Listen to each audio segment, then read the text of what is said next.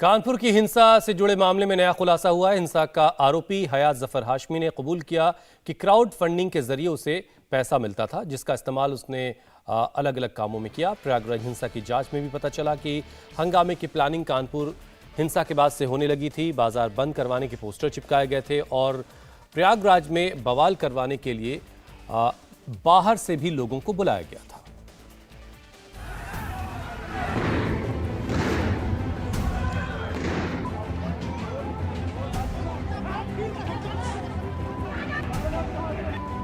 ग्यारह दिन पहले 3 जून को कानपुर सुलग उठा था।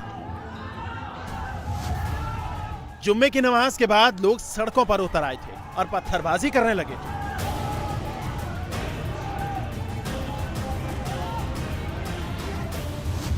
पुलिस इस हिंसा की जांच में जुटी है। हिंसा का मास्टरमाइंड हयात जफर हाशमी पुलिस के शिकंजे में है और अब तक की जांच में जो पता चला है वो बेहद चौंकाने वाला है। हाशमी इस वक्त पुलिस रिमांड पर है और पुलिस से पूछताछ में उसने हिंसा से जुड़े कई चौंकाने वाले राज उगले हैं। कानपुर में इतना बड़ा बवाल मोटी रकम के बिना संभव नहीं था। पूछताछ में हयात जफर हाशमी ने कबूल किया है कि क्राउड फंडिंग के जरिए उसे मोटा पैसा मिलता है। पैसा देने वालों में बिल्डर, कारोबारी, सफेदपोश शामिल थे। हालांकि हयात जफर ने विदेशी फंडिंग से इनकार किया है। हयात जफर हाशमी को यह फंड उसकी संस्था मौलाना मोहम्मद अली जौहर फैंस एसोसिएशन को मिलता था। हाशमी ने माना है कि यूपी के कई जिलों के लोग उसके इस संगठन से जुड़े हैं। कानपुर और प्रयागराज की हिंसा में 1 हफ्ते का अंतर है। जांच में यह पता लगा है कि दोनों घटनाओं में कोई संयोग नहीं बल्कि बहुत बड़ा प्रयोग है। कानपुर हिंसा के बाद ही प्रयागराज में हिंसा कराने की तैयारी शुरू कर दी गई थी।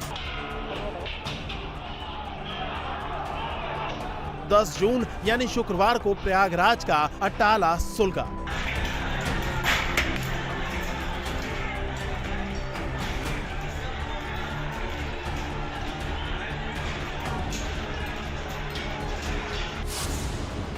चार जून से ही बाजार बंद करने के पंपलेट दुकानों और घरों के बाहर लगा दिए गए थे।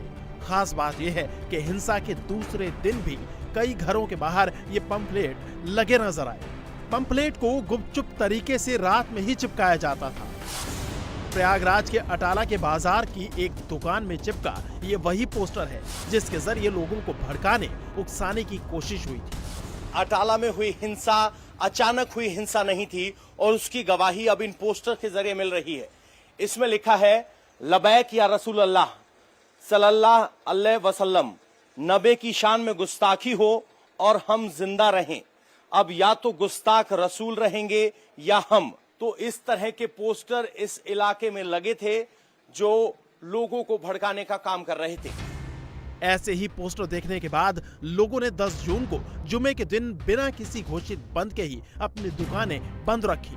प्रशासन और पुलिस के आला अफसरों को इसकी भनक तक नहीं लगी और 10 जून को प्रयागराज में जमकर बवाल हुआ। अब तक 92 लोग अरेस्ट हो चुके हैं और इसमें चिन्हित किया जा रहा है उनके फोटोग्राफ से और उनके द्वारा जो वहाँ पर हमारे ICCC के कैमरे हैं उनके द्वारा किया जा रहा है और मैनुअल इंटेलिजेंस के द्वारा भी सही लोगों को, जो निर्दोष लोग हैं उनको टच नहीं करना है और जो लोग इसमें उपद्रवी तत्व थे उनको चिन्हित करके कार्रवाई की जा रही है। प्रयागराज की हिंसा की जांच पड़ताल कर रही एजेंसियों को हर दिन कुछ बड़ा हाथ लग रहा है। एक और चौंकाने वाली बात ये पता लगी है कि प्रयागराज के अटाला में बवाल कराने के लिए भाड़े पर दंगाइयों को बुलाया गया था। इसके लिए न सिर्फ नाश्ते बल्कि पेट्रोल का भी इंतजाम किया गया था।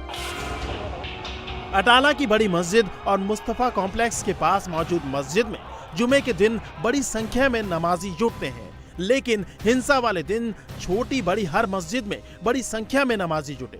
खास तौर से मुस्तफा कॉम्प्लेक्स के पास वाली मस्जिद के बाहर नमाज के बाद अचानक भीड़ बहुत तेजी से जुटी। इनमें कई नए चेहरे भी शामिल थे। माना जा रहा है कि इन बाहरियों को बवाल के लिए बुलाया गया था। खुलदाबाद के एक पेट्रोल पंप पर बड़ी तादाद में बाइक सवार भी पहुंचे थे, जिनके साथ इलाके का ही एक कुख्यात हिस्ट्री शीटर देखा गया था।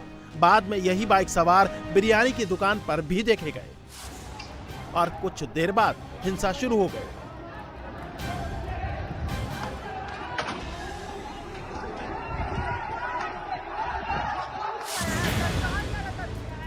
रांची में 10 जून को जो हिंसा हुई, मंदिरों पर पत्थरबाजी हुई, आगजनी हुई, उसमें अब तक 12,479 लोगों पर एफआईआर दर्ज की गई है। एक शख्स को गिरफ्तार किया गया है, जबकि 16 आरोपियों को हिरासत में लिया गया है। जांच के लिए एसआईटी बना दी गई है, लेकिन प्रयागराज की तरह रांची हिंसा में भी जांच में चौंकाने वाले खुलासे हो रहे हैं। इंडिया टीवी हर वक्त हर जगह डाउनलोड करने के लिए सर्च करें India TV news Google play store या ऐप स्टोर पर।